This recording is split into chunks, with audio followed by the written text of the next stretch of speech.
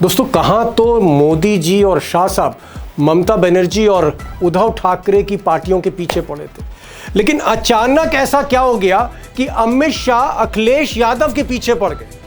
उस अखिलेश यादव की पार्टी के पीछे जिसके 37 सांसद हैं, देश की तीसरी बड़ी पार्टी है, लेकिन पिछले 48 घंटे से अमित शाह की टीम का हर करीबी नेता समाजवादी पार्टी को तोड़ने की बात कर रहा है और नए खुलासे कर रहा है। अब दोस्तों, बड़ा सवाल यह है कि समाजवादी पार्टी को क्यों तोड़ना चाहते हैं मिस्टर शाह और मिस्टर मोदी?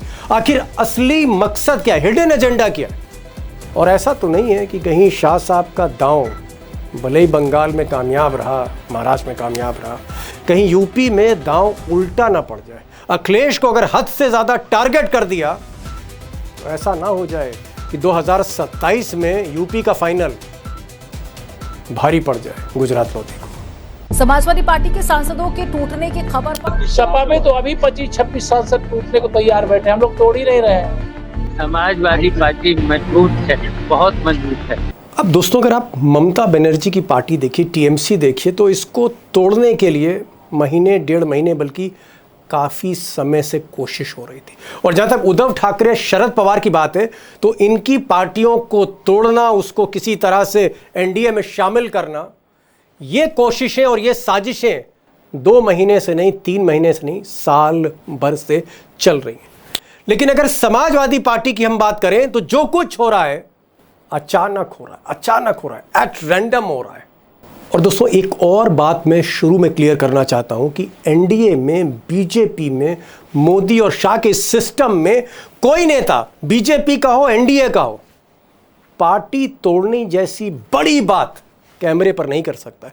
छोटी बात नहीं कर सकता तो पार्टी तोड़ना, वो भी देश की तीसरी बड़ी पार्टी को तोड़ना, बिना ऊपर के इशारे के, बिना अमित शाह के और मोदी के मर्जी के कोई नहीं बोल सकता। और इसीलिए मैंने कहा कि अमित शाह के जो करीबी लोग हैं, जो अमित शाह की टीम है, पिछले 48 घंटे से हर टीवी चैनल में, हर सोशल प्लेटफॉर्म पर कैमरे के सामने खुलकर बोल रही है। मैं आपके सामने 4 छोटी मिसाल रखना चाहता हूं, आप खुद तय कर लीजिए कि इसके पीछे डिजाइन क्या है और इसके पीछे मास्टरमाइंड कौन है।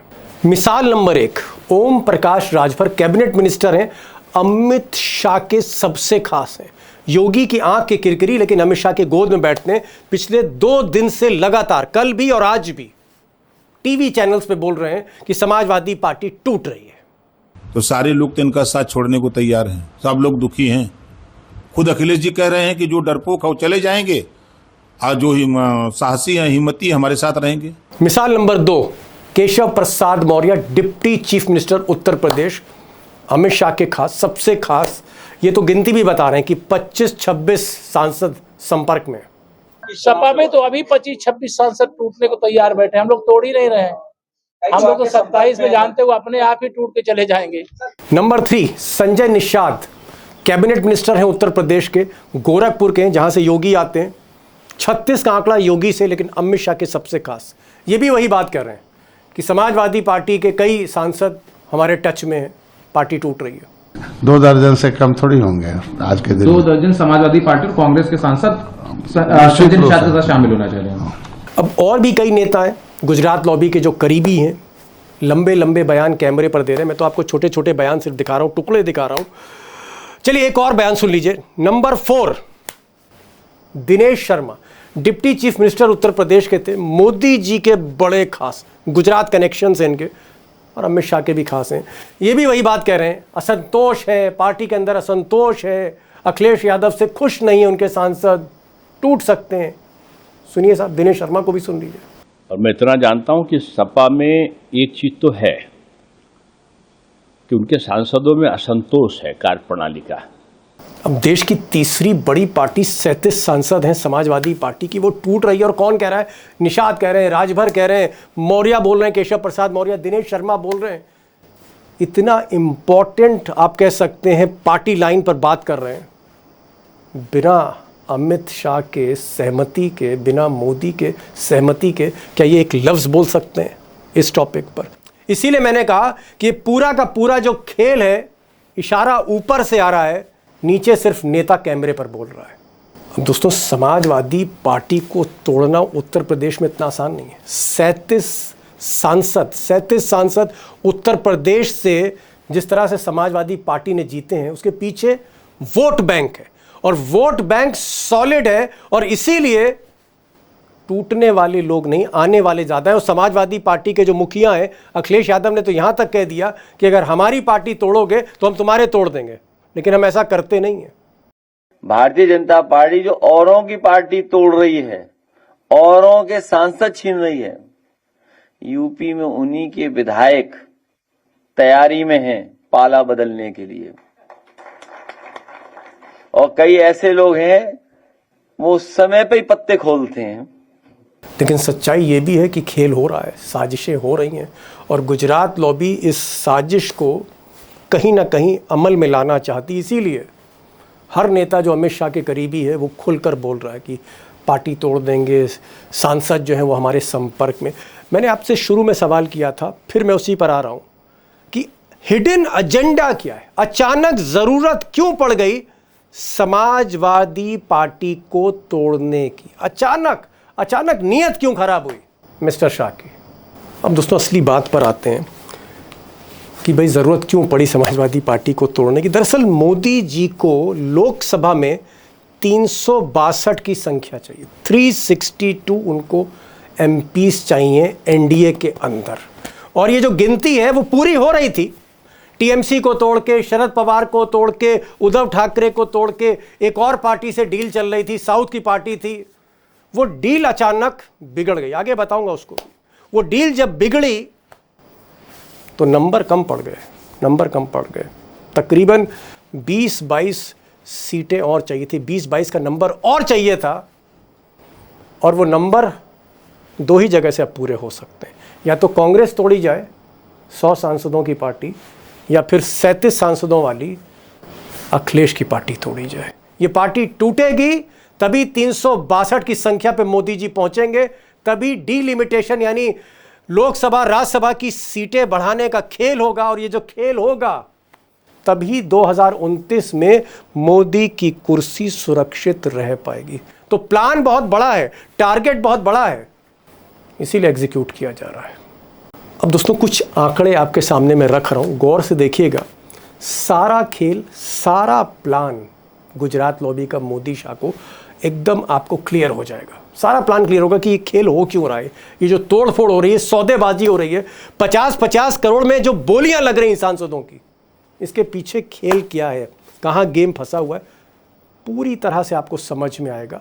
बस आप इन आंकड़ों को देखते जाइए। अब मैं बात लोकसभा की कर रहा हूँ। लोकसभा में 293 सीट्स हैं एनडीए की, 293, लेकिन एग्जैक्टली मैं कहूँ तो 292 है। एनडीए 292 पर है, बीजेपी 240 अल्पमत में है। अब पिछले 5-6 दिनों में मोदी जी ने बड़ी मेहनत करी, हालांकि वो तो यूरोप में ट्रम्प साहब से हाथ मिला रहे हैं, लेकिन उनके पीछे अमित शाह और उनकी जो टीम है, जिसमें भूपेंद्र यादव उनके मंत्री हैं और भी कई लोग हैं, बड़ी मेहनत करी साहब इन्होंने। उधर एकनाथ शिंदे ने बड़ी मेहनत करी। तो इन्होंने 20 सांसद टीएमसी से तोड़ लिए, एक नई पार्टी बना दी, इन साहब की पार्टी जिनको कोई जानता नहीं था, NCPI, nationalist citizen party of India, एक गांव के घर में चलती थी पार्टी। तो 20 सांसद एनसीपी से आ गए, टीएमसी से टूट के आए, और आज सुबह 6 सांसद और तोड़ दिए उद्धव ठाकरे के, यानी उद्धव ठाकरे को दोबारा उनकी पार्टी तोड़ दी। तो 20 + 6 26, संख्या पहुंच गई 318। तो 318 पर इस वक्त मोदी जी हैं। कितना चाहिए? 362। तो 318 पर तो मोदी जी पहुंच गए। भाई बड़ा जंप ले लिया बंगाल जीतने के बाद। अब नज़र किस पर है? शरद पवार पर। मैंने इसका जिक्र किया था, पहले भी कई वीडियोस बना चुका हूं। 8 सांसद हैं, उन्हीं पर नज़र है कि मर्जर करा लो। अजीत पवार, मरहूम अजीत पवार की जो पार्टी से मर्जर करा लो। और वो पार्टी वैसे भी देवेंद्र फडणवीस साहब जब चला रहे हैं, अजीत पवार की पार्टी। तो अगर ये मर्जर हो जाता है, हो सकता है, तो संख्या ये पहुंच रही है 318 + 8 326। अब कुछ और भी लोग हैं लोकसभा में जो ना राहुल गांधी के साथ हैं ना मोदी जी के साथ हैं, जैसे जगन मोहन रेड्डी साहब हैं, 4 सांसद इनके पास हैं। अकाली दल का एक फैक्शन है, 2 सांसद वहाँ भी हैं, इंडिपेंडेंट भी हैं 2-3, तकरीबन 9 लोग और इनको मिल जाएंगे तो संख्या पहुंच जाएगी साहब 326 में आप 9 और जोड़ दीजिए। हालांकि 10 है, मैं लेकिन मैं 9 गिन रहा हूँ, कम करके गिन रहा हूँ, तो संख्या हो जाएगी 335। और ये आंकड़ा झूठा नहीं है, ये होने जा रहा है। अब और भी कई पार्टियां हैं, मुझे सबके नाम नहीं लेने चाहिए, लेकिन और भी कई पार्टियां जहां से 8-10 सीटों का जुगाड़ है। ये बीजेपी के रिपोर्टर्स कह रहे हैं, मुझे भी फ़ोन करके बता रहे हैं। अर्नब गोस्वामी तो रोज़ आजकल यही पाठशाला पढ़ा रहे हैं। उनका कहना है कि साहब झारखंड मुक्ति मोर्चा के पास 3 हैं इंडिया अलायंस में, आरजेडी तेजस्वी की पार्टी है 4 हैं, आम आदमी पार्टी है जो इंडिया अलायंस से अब बाहर हो गई, उसके पास 3 सांसद हैं। तोड़ फोड़ होगी, पैसा चलेगा। तो आप मान के चलिए कि सब तो नहीं टूटेंगे, हो सकता है एक आध पार्टी ना टूटे, हो सकता है झारखंड मुक्ति मोर्चा ना टूटे, सत्ता में है, लेकिन यहाँ से 7 सीटें और मिल सकती हैं। ये जो छोटी छोटी पार्टियाँ, कई पार्टियों के मैंने नाम नहीं लिए जिनके 2 सांसद या 1 हैं, 7 का आंकड़ा मिनिमम बता रहा हूँ मैं, मैक्सिमम नहीं। और तब ये संख्या पहुँचती है 342, 342 मंजिल है, टारगेट है 362। कितने हो पाएंगे, मैक्सिमम कितने हो पाएंगे? 342। बहुत से सांसद नहीं टूटेंगे विचारधारा की वजह से, कुछ मुस्लिम हैं, कुछ एक समाजवादी टाइप की राजनीति करते, नहीं टूटेंगे।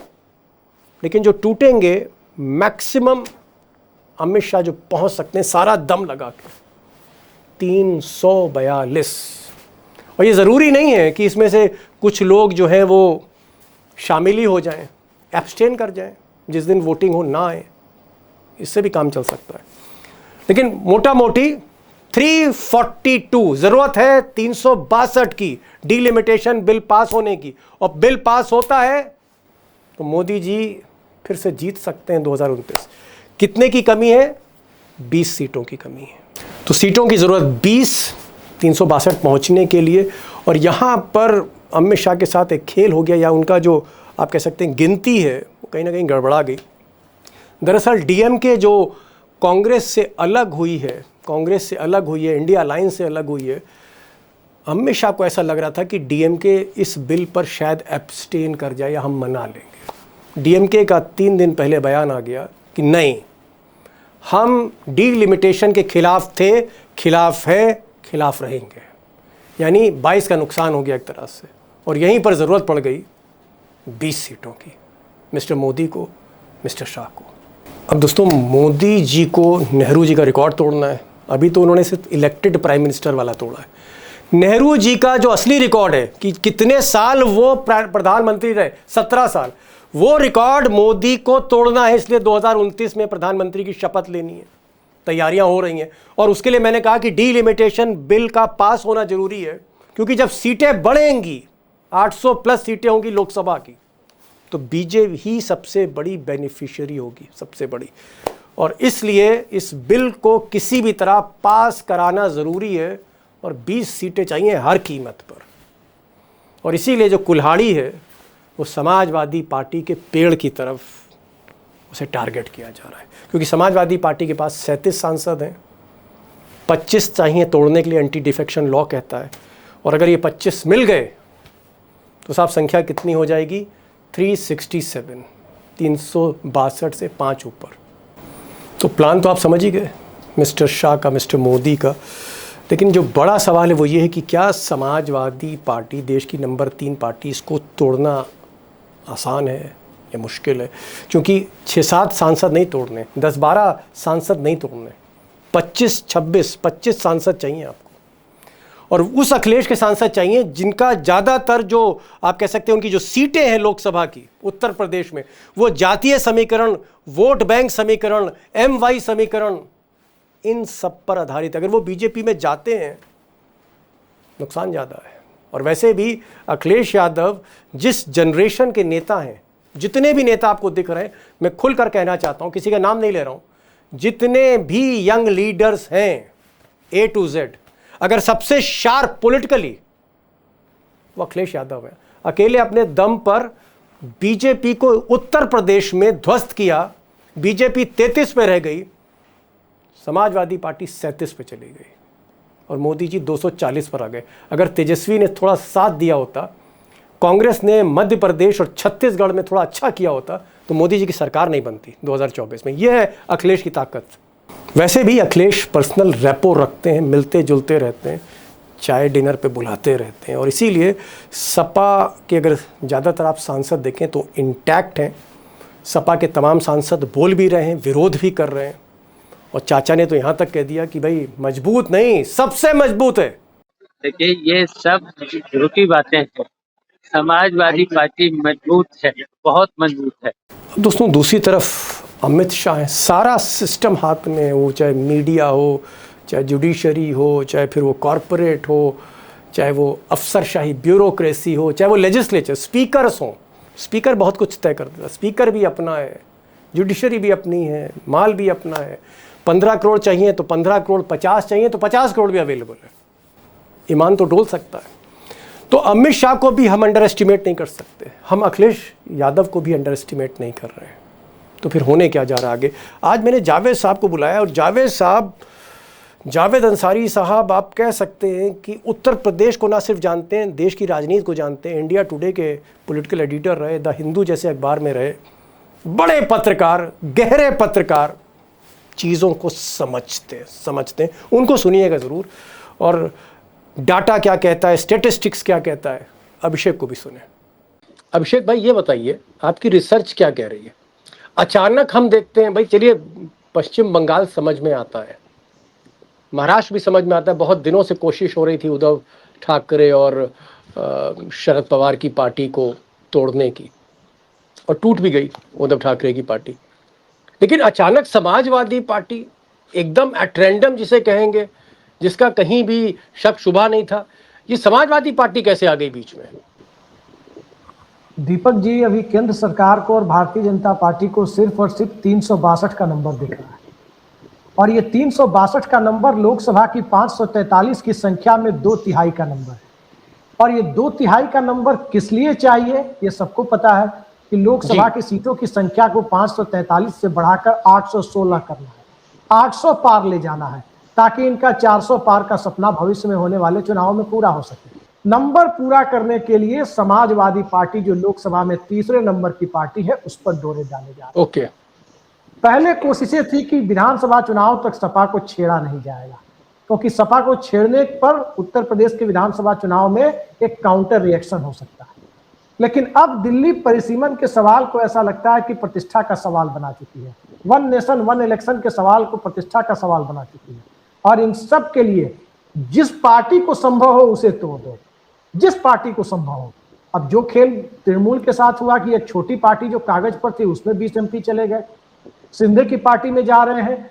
उत्तर प्रदेश में राजभर की पार्टी या निषाद की पार्टी को लग रहा है, और मुझे तो लगता है कि ये ऊपर से ही हिंट है कि जो सपा के सांसद यदि टूटते हैं तो आपकी पार्टी में मर्ज कराए जाएंगे। जावेद भाई, ओम प्रकाश राजभर को तो आप बहुत पहले से जानते हैं, आपके घर के बगल के ही हैं, लेकिन राजभर को कोई सीरियस लेता नहीं। लेकिन मैं देख रहा हूं कि Keshav Prasad Maurya deputy chief minister, उन्होंने भी कहा कि 25-26 सांसद MP टच में है। आज एक और कैबिनेट मिनिस्टर संजय निषाद ने कहा कि कुछ सांसद उनके भी टच में हैं, बातचीत हो रही है।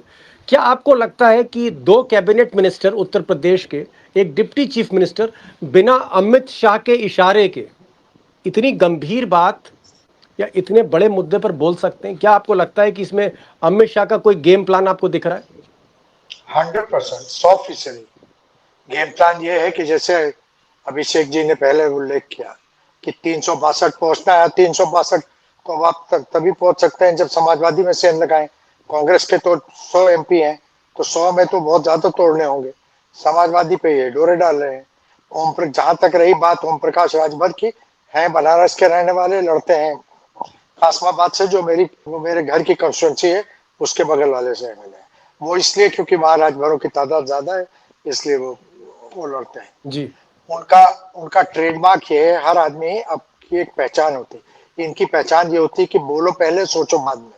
तो ये है बोलो पहले सोचो बाद में। तो ये अपने बड़बोलेपन के लिए मशहूर है हम लोग के साथ। अब ये कि लोग ज्वाइन करेंगे इनकी पार्टी, भाई इनकी पार्टी क्यों जो कि ज्वाइन करेगा? अगर जिसको सौदा करना होगा वो सीधे बाबा से करेगा सौदा, या अमित शाह जी से करेगा सौदा। वो ये ओम प्रकाश राजभर से क्यों करेगा सौदा? इनका कोई ठीक नहीं है। लेकिन ये बात जरूर है कि एक सुयोजित तरीके से पार्टियों को तोड़ने और प्री प्लान 262 पहुंचना है। और तो ये हवा, लेकिन मेरी जो सूचना है कि अभी तक कोई भी समाजवादी पार्टी का सांसद टस से मस नहीं हुआ है। इसमें एक कैविट और भी अंदर कर दूं कि 10 करोड़ 15 करोड़ बहुत टुकड़ा होता है, अच्छों का ईमान डूब जाता है। लेकिन फिलहाल बीजेपी को कोई सफलता नहीं मिली है इस प्रयास में, समाजवादी पार्टी को तोड़ने के प्रयास में। एक चीज़ और जावेद भाई, क्योंकि आप तो 40-50 वर्षों से राजनीति कवर कर रहे हैं, मान लीजिए 5 करोड़ की रकम जो थी वो बंगाल में थी, कीर्ति आज़ाद साहब बता रहे थे कि 5-5 करोड़ रुपए दिए गए। फिर संजय राउत ने कहा कि 15-15 करोड़ दिए गए महाराष्ट्र में पैसा ज़्यादा कर दिया, ट्रिपल कर दिया। मान लीजिए यहाँ पैसा डबल कर दें, 30-40 करोड़ रुपया, 50 करोड़ रुपए देने लगे एक सांसद को, और बहुत बड़ा बजट नहीं है, 2-2.5 हजार करोड़ का खर्चा है। 2-2.5 हजार करोड़ बीजेपी को उसकी चिंता नहीं, 2-2.5 हजार करोड़ की। अगर इतना बड़ा अमाउंट देते हैं तो क्या ईमान डोल सकता है, या उसके बावजूद अखिलेश यादव अपने सांसदों को तोड़ने से बचाने में कामयाब होंगे? दीपक जी, अच्छों का 30 करोड़ 20 करोड़ पे ईमान डोल जाएगा। Oh my God. तो इसके खिलाफ तो कोई गारंटी नहीं ले सकता। लेकिन इस सारे प्रलोभन के बावजूद अगर अखिलेश यादव अपनी पार्टी को बचाने में सफल हो जाते हैं तो ये फिर बहुत बड़ी कमाल की बात होगी। लेकिन अखिलेश तो कमाल करते हैं साहब, अखिलेश तो जावेद साहब कमाल करते हैं। पिछली बार जब 37 सांसद लाए तो कमाल ही किया था वो तो जी। और अगर ये ऐसा करने में सफल हो जाते हैं अखिलेश जी, तो फिर 2027 का जो विधानसभा का चुनाव है उसमें उनके लिए उनकी लड़ाई आसान हो जाएगी, उनको बड़ा और बल मिलेगा। इसलिए ये सारी एक्टिविटी हो रही है। तो इम्पोर्टेंट पॉइंट दोस्तों जो इस बातचीत से उभर के सामने आ रहा है कि पैसा अगर 30 करोड़ है, 40 करोड़ रुपया, इतना अगर बड़ा अमाउंट है तो फिर किसी भी आदमी का, सबका नहीं बहुतों का ईमान डोल सकता है, और सियासत में ऐसा होता है। अभिषेक चीज़ बताइए भाई, आप तो मास्टर हैं स्टैटिस्टिक्स डेटा के। भाई समाजवादी पार्टी उद्धव ठाकरे की पार्टी नहीं है कि 9 है 9 में से 6 तोड़ लो तो टूट गई पार्टी, 5 है 5 में से 3 तोड़ लो तो टूट गई पार्टी। 37 सांसद हैं, सबसे बड़ी देश की रीजनल पार्टी है। ममता बनर्जी डीएमके सबके बहुत ऊपर, 37 एमपीज रिकॉर्ड, 37 एमपी हैं। बहुत से राज्यों में इतने सांसदों का कोटा ही नहीं है। क्या 37 सांसदों वाली पार्टी को तोड़ सकते हैं? क्योंकि 25 सांसद चाहिए तोड़ने के लिए, 25, 4, 5, 6, 7 नहीं। दीपक जी, इसमें 2-3 चीजें हैं, उसको संक्षेप में मैं रखता हूं आपके सामने। पहला यह है कि समाजवादी पार्टी के ज्यादातर सांसद एक खास इक्वेशन से जीत करके आए, और वो इक्वेशन कहीं ना कहीं भारतीय जनता पार्टी के कोर वोट बैंक से मेल नहीं खाता है। ओके, मतलब जातीय समीकरण है और तमाम जातीय समीकरण है, मंडल कमंडल की पीडीए का नारा है। जिस प्रकार की परिस्थितियों में अखिलेश यादव ने टिकट बांटे, मुस्लिम यादव कॉम्बिनेशन है, आप ये कह रहे हैं। मैं एक छोटा सा एग्जांपल आपके सामने रखता हूं। आज ओम प्रकाश राजभर का भी मैं ट्वीट देख रहा था, उन्होंने बागी बलिया यानी बलिया के सांसद का बिना नाम लिए जिक्र किया है, सनातन पांडे का। सनातन पांडे, अब सनातन पांडे कैसे जीते हैं? सनातन पांडे जीते हैं MY वोट बैंक में ब्राह्मण वोट ऐड करके। और सनातन पांडे इस समीकरण को जानते हैं कि अगर वो भाजपा में चले गए तो स्वाभाविक है कि टिकट का आश्वासन लेकर जाएंगे। भाजपा का टिकट अगर वो पा गए, फिर सपा ने वहां से किसी ठाकुर को, राजपूत को टिकट दे दिया, फिर MY प्लस। समझ गया। एक तो आप कह रहे हैं जातीय समीकरण, सीट के समीकरण ऐसे हैं कि बहुत से सांसद टूटेंगे नहीं। जी, दूसरा कारण जी, दूसरा जावेद भाई कह रहे हैं पैसा 40 करोड़ 50 करोड़। मुझे एक बीजेपी का नेता बता रहा था कि हमने, अब पता नहीं कितना सच बोल रहे हैं, मेरे पास उसका कोई एविडेंस नहीं है, उन्होंने कहा कि 100 करोड़ रुपए तक दिए गए महाराष्ट्र में। देखिए, 15 नहीं। चीजें हैं दीपक जी। पहली चीज यह है कि महाराष्ट्र की राजनीति में सांसद बनने के लिए एक तो लोग जल्दी तैयार नहीं होते।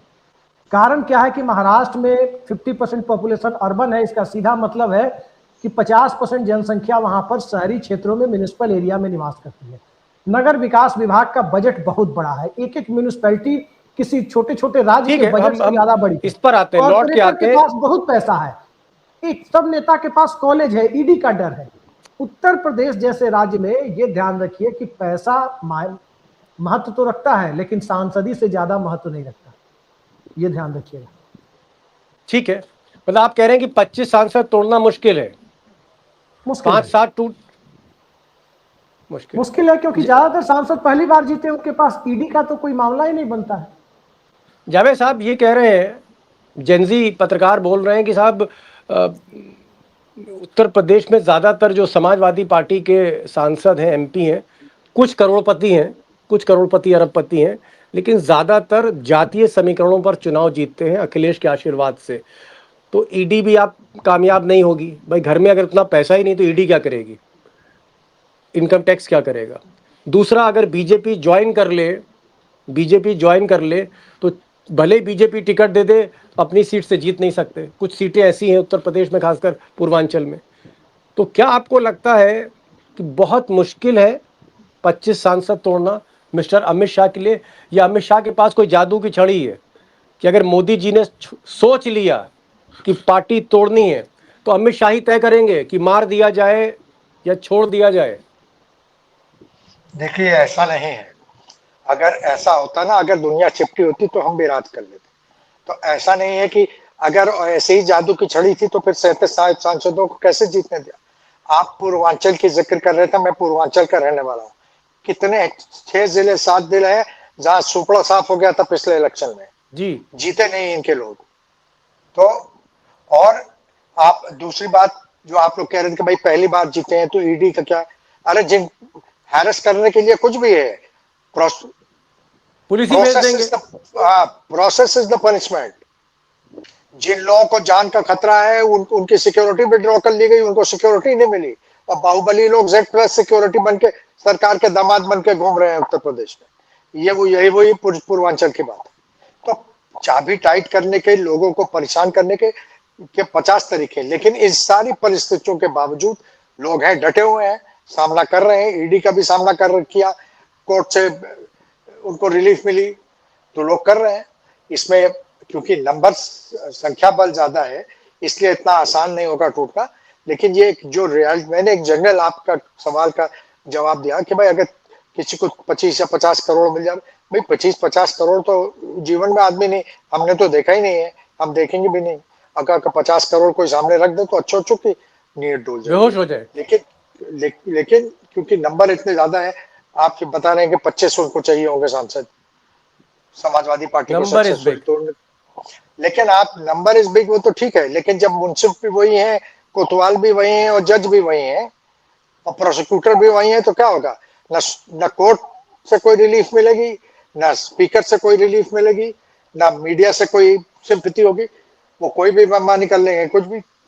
बड़ी बात कह रहे हैं कि चारों स्तंभ जो हैं, लोकतंत्र के चारों स्तंभ, चाहे वो फिर जुडिशरी हो, मीडिया हो, लेजिस्लेचर हो यानी विधानसभा हो या संसद हो, स्पीकर हो या फिर एग्जीक्यूटिव अफसरशाही हो, पुलिस हो, सब कुछ तो हाथ में है।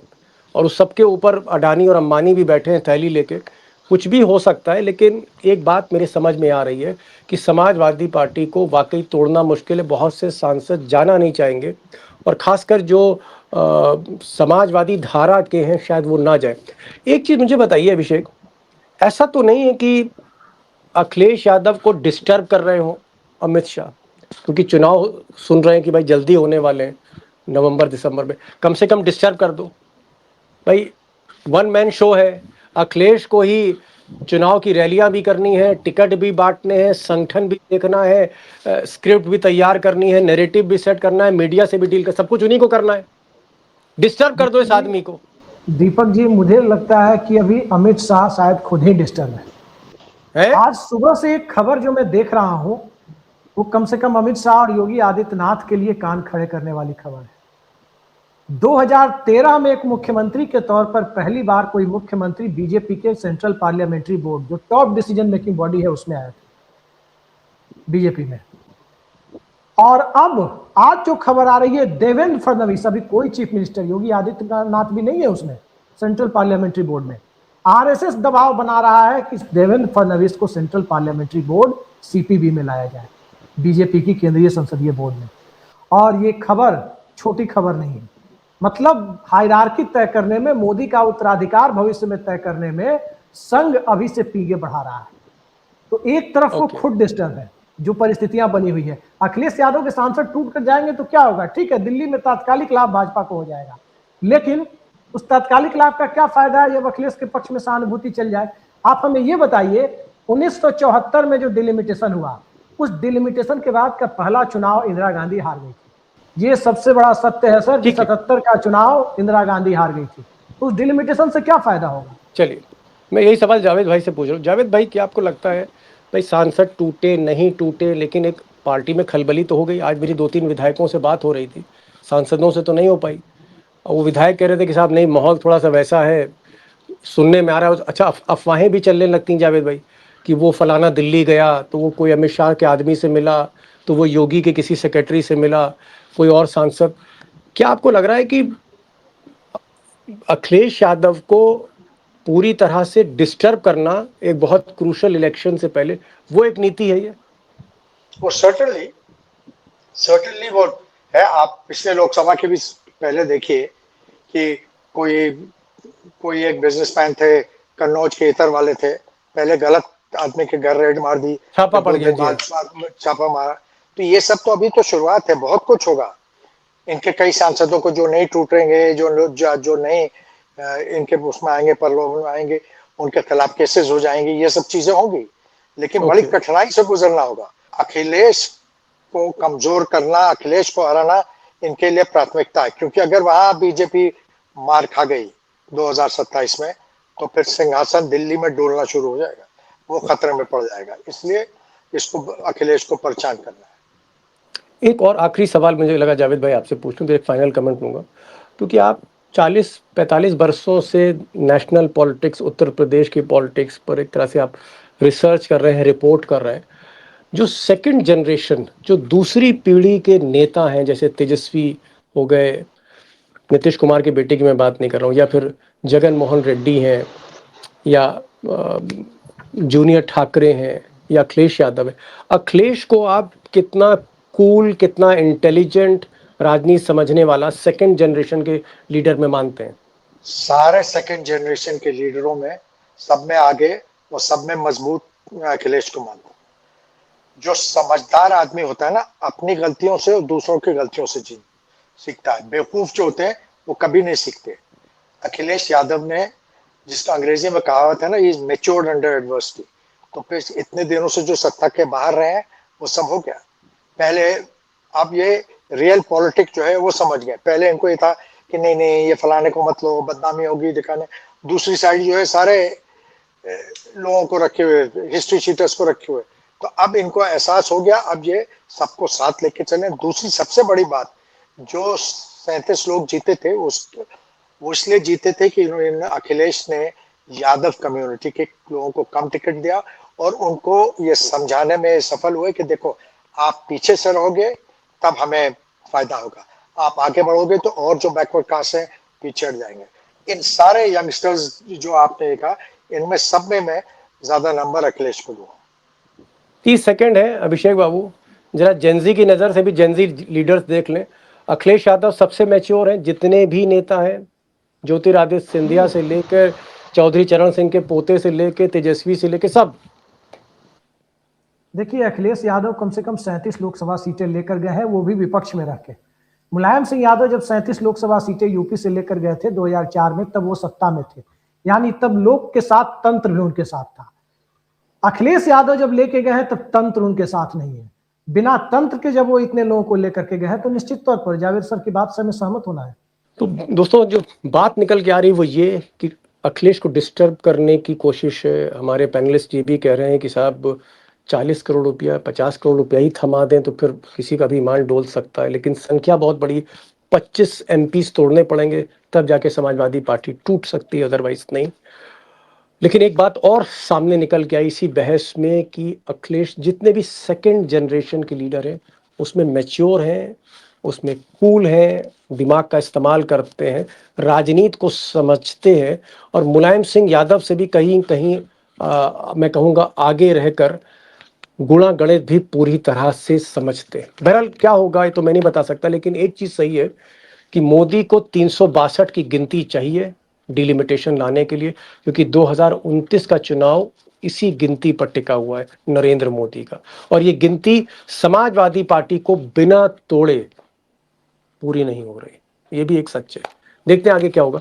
बहुत बहुत शुक्रिया अभिषेक, आप हमारे साथ जुड़े। उससे पहले जावेद साहब थे, उनको किसी और चैनल में लगता जाना था, उनका भी बहुत बहुत शुक्रिया। Thank you so much both of you for joining this programme.